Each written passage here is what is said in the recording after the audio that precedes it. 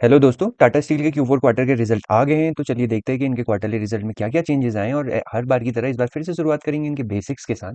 तो आप देखेंगे कि इनका मार्केट कैप करीब 2,60,000 करोड़ के आसपास का है, पीई इनका 15.5 का है, आरओसी इनका 14 का है, आरओई इनका 13 के आसपास का है और डिविडेंड यील्ड ये दे रहे हैं करीब 1.9% के आसपास। तो आप कह सकते हैं 2% के आसपास की फेस वैल्यू 1 है, मतलब स्टॉक मल्टीपल टाइम स्प्लिट हो चुका है। अब ये अपने बारे में जो यहाँ पर बता रहे हैं अबाउट सेक्शन में कि इनका कहना है कि एशिया की first integrated private steel company है, सेटअप इन 1907। और क्या हुआ है, the company has presence across the entire value chain of steel manufacturing from mining and processing iron ore and coal to producing and distributing finish product. तो इनका ये क्या कहने का मतलब है कि कंपनी का पूरे इंटायर जो भी स्टील प्रोडक्ट बना रहे हैं उसकी पूरी चेन पर कंट्रोल है। तो ये क्या करते हैं, सबसे पहले जो आयरन ओर है उसकी माइनिंग भी करते हैं, आयरन ओर को पिघलाने के लिए हमको कोयला चाहिए तो ये कोयला भी प्रोड्यूस कर रहे हैं। उसके बाद क्या होता है, ये लोग स्टील बना रहे हैं, स्टील बनाने के बाद स्टील को ये क्या कर रहे हैं, डिस्ट्रीब्यूट भी कर रहे हैं, मतलब दूसरी कंपनीज को और क्या है दूसरे वेंडर्स को और कस्टमर्स को बेच भी रहे हैं। तो इस तरीके से पूरे इंटायर वैल्यू चेन पर इन्होंने क्या हुआ है, कब्जा किया हुआ है। अब हम लोग समझते हैं कि इन्होंने जो बोला है कि first integrated private steel company है, सेटअप इन 1907। तो ये हुआ कैसे, तो इसकी शुरुआत होती है वर्ल्ड वॉर के टाइम से। तो 1904 के आसपास क्या है, जब अंग्रेज क्या थे इंडिया में थे, तो वो क्या थे, इंडियन में किसी भी इंडस्ट्री को ग्रो नहीं करने देना चाहते थे। तो उनका मेन काम ये था कि जो भी ग्रोथ हो रही है वो इंग्लैंड ओरिजिन होनी चाहिए। लेकिन उनको प्रॉब्लम आई वर्ल्ड वॉर के टाइम पर, जब क्या है उनको बहुत हैवी अमाउंट पर क्या चाहिए थी, चीजें चाहिए थी, लेकिन उनकी उतनी प्रोड्यूसिंग कैपेसिटी नहीं थी। तो उस समय टाटा स्टील उनके लिए एक ऐसी कंपनी उभर के आई जो उनके लिए एक हेल्पिंग हैंड की तरह काम कर रही थी।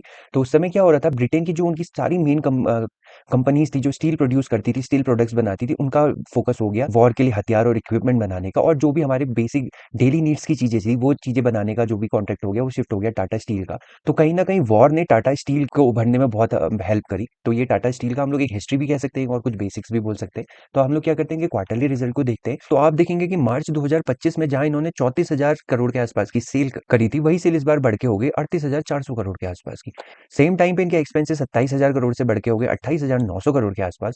तो इनका जो operating profit margin last year करीब 7,000 करोड़ के आसपास था, वो इस बार हो गया 9,400 करोड़ के आसपास। तो आप कह सकते हैं कि ऑपरेटिंग प्रॉफिट में करीब 2,500 करोड़ के आसपास का इंक्रीज आया। ठीक है। और ऑपरेटिंग प्रॉफिट मार्जिन देखेंगे उसमें भी 5% का इंक्रीज आया। तो कंपनी के लिए 5% का इंक्रीज करना ऑपरेटिंग प्रॉफिट मार्जिन में, वो बहुत बड़ी बात होती है। और उसके बाद आप देखेंगे अदर इनकम 32 सीआर की थी, वो इस बार 89 सीआर की हो गई है। इंटरेस्ट इन पे 1100 करोड़ का था लास्ट ईयर, इस बार हो गया 1300 करोड़ के आसपास का।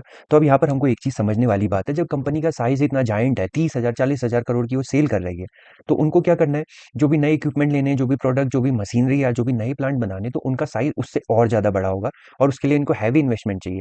और कोई भी कंपनी क्या करती है, जो उसका खुद का रुपया होता है उसको क्या करती है, डाइल्यूट करने से बचती है, क्योंकि वो रुपया उनके इमरजेंसी में काम आता है। तो ये लोग क्या करते हैं, बजाय उसके लोन ले लेते हैं, क्योंकि इनका खुद का रुपया हो सकता है कहीं फिक्स एसेट में लगा हुआ हो, या कहीं पर उन्होंने उससे प्रॉपर्टी खरीदी हो, या वो एफडी में लगा हो, या म्यूचुअल फंड कहीं भी वो लगा हो सकता है। तो उसको ब्रेक करने पे क्या होगा, उन पे क्या हो सकता है, एक तरीके से नेगेटिव पेनल्टी भी लग सकती है। तो इससे बेटर ये लोग करते हैं कि लोन ले लें, और लोन को धीरे धीरे ये लोग क्या करते हैं, अपने प्रॉफिट से रीपे भी करते रहते हैं। तो ये एक तरीका है। उसके बाद देखेंगे डेप्रिसिएशन लास्ट ईयर 1600 करोड़ के आसपास का था, इस बार हो गया करीब 1900 करोड़ के आसपास का। तो इससे जो इनका profit before tax last year करीब 4300 करोड़ के आसपास का था, वो इस बार 6300 करोड़ के आसपास का पहुंच गया। तो क्वार्टर एंड क्वार्टर बेसिस पर कंपनी अगर नेट प्रॉफिट को 2000 करोड़ से बढ़ा ले रही है, तो ये कितनी बड़ी बात है सोचने की, आप समझ सकते हैं।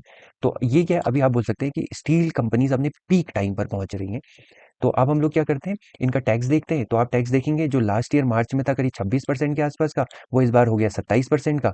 तो इससे क्या हो रहा है, जो इनका net profit last year 3,160 crore के आसपास का था, वो इस बार 4,660 करोड़ के आसपास के, मतलब नेट प्रॉफिट करीब 1500% से बढ़ गया है। मतलब नेट प्रॉफिट में 50% का इंक्रीज आया है क्वार्टर इन क्वार्टर बेसिस पर। तो ये एक चीज हमारी देखने की बात है। और इसी का इम्पैक्ट क्या होगा, इनके शेयर प्राइस पर भी हमको देखने को मिल रहा होगा। तो एक बार इनके शेयर प्राइस को देख लेते हैं और देखते हैं कि वहां क्या इम्पैक्ट आया है इस चीज का।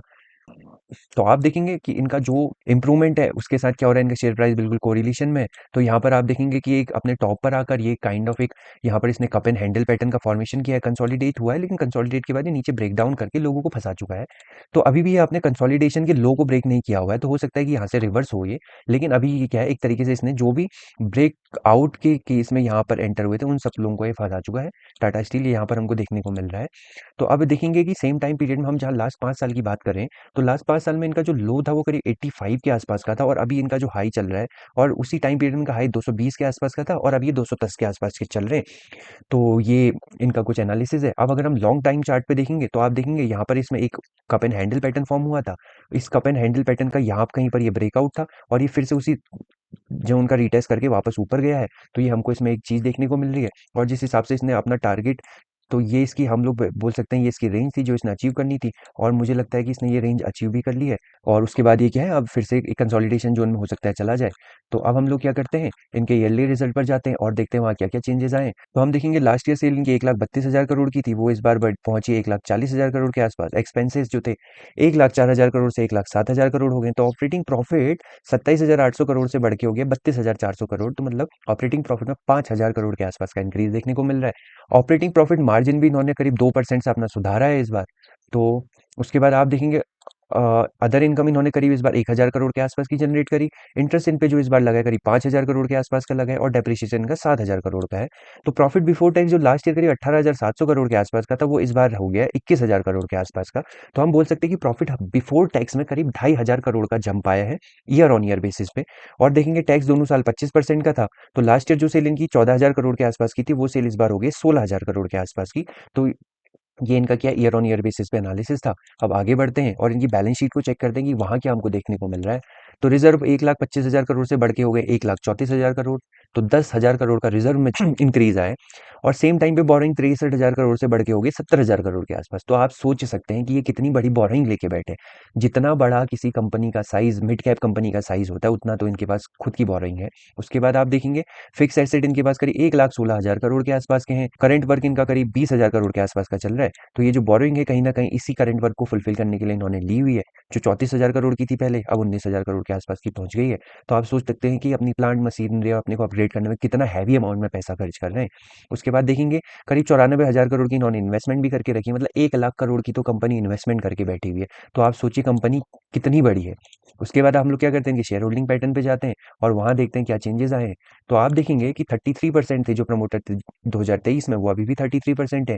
एफआईएस 20.2 से घट के हो गए 18.5, डीआईएस 20.9 से घट बढ़ के हो गए 26.6, और पब्लिक 24.7 से घट के रह गए 21.3%। तो यहाँ पर जो इंपॉर्टेंट चीज नोटिस करने वाली है कि पब्लिक के शेयर्स में ड्रॉप आ रहा है, जो कि बहुत अच्छी बात है। पब्लिक जितना कम हो जाए उतना सही है। तो पब्लिक यहाँ पर हमको कम देखने को मिल रही है। और सेम टाइम पे जहाँ पर नंबर ऑफ शेयर होल्डर आप बोल सकते हैं करीब करीब 36 लाख के आसपास थे, वही शेयर होल्डर अभी बढ़ के 52 लाख के आसपास हो गए। तो क्या पब्लिक तो डिक्रीज हुई, लेकिन नंबर ऑफ शेयर होल्डर बढ़ गए। तो मतलब छोटे छोटे चंक्स में स्टॉक खरीदने वाले लोगों का क्या हुआ, अमाउंट बढ़ गया है। तो ये हमारा टाटा स्टील का मोटा मोटा एनालिसिस था। अब एक बार हम लोग क्या करते हैं, कंपनी की वेबसाइट में जाते हैं और देखते हैं कि ये कर क्या रहे हैं। तो आप देखेंगे इनके कुछ ब्रांड्स हैं जिसमें इन्होंने बताया कि टाटा एग्रीको, टाटा एस्ट्रम, टाटा बियरिंग, टाटा फेरोमैक, स्टीलम, टाटा शक्ति, टाटा प्रिसीजन ट्यूब्स। तो इनके मल्टीपल ब्रांड हैं और मल्टीपल ब्रांड मल्टीपल चीज़ों को कैटर करने के लिए काम आ रहे हैं। उसके अलावा आप देखेंगे ये ट्यूब्स बना रहे हैं, रीबार बना रहे हैं, वायर रॉड्स बना रहे हैं, कोटेड कॉइल्स बना रहे हैं, कोल्ड रोल्ड कॉइल्स बना रहे हैं। और इसके अलावा इनकी ये सारी मल्टीपल चीज़ें consumer goods, agriculture, automotive, steels और कंस्ट्रक्शन, इन सारी चीज़ों के लिए ये क्या कर रहे हैं, स्टील्स का प्रोडक्शन कर रहे हैं। तो ये हमारा टाटा स्टील का मोटा मोटा एनालिसिस था। आई होप आपको एनालिसिस पसंद आया होगा।